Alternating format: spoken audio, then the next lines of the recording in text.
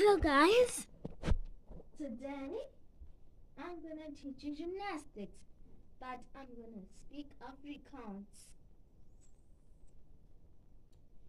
So die eerste ding wat jy moet doen is hierdie ding. Van julle sien dis 'n cartwheel. Maar ek sê dis net 'n ding. Ek weet nie wat ek gaan sê nie. En dan 'n handstand. Dis easy vir my. Ja. Oh man. Ek voel altyd. I didn't do my hande so gemaak nie.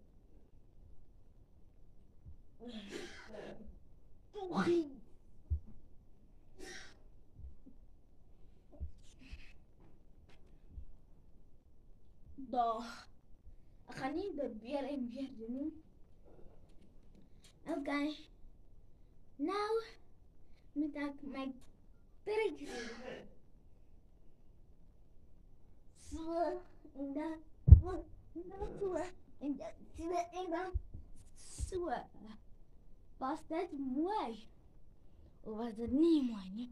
As jy sê dit was nie mooi nie, gaan uit my YouTube. Uit my YouTube video's. Uit. Want as jy gelike het of gecomment het, hou jy van my video's. En ek sal aan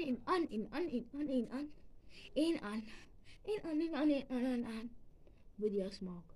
As jy sê, nee, ek kan nie van jou video's nie, al op om video's te maak. Ek gaan net sê, comment. Gaan uit. Ek soek nie jou meer nie. Gaan uit. En weet julle hoe ek Afrikaans weet? Wag vir my. En ek sal vir julle wys. Weet julle hoe ek Afrikaans weet? As julle weet, skryf in die comments. Sal jou wys. Waar is dit?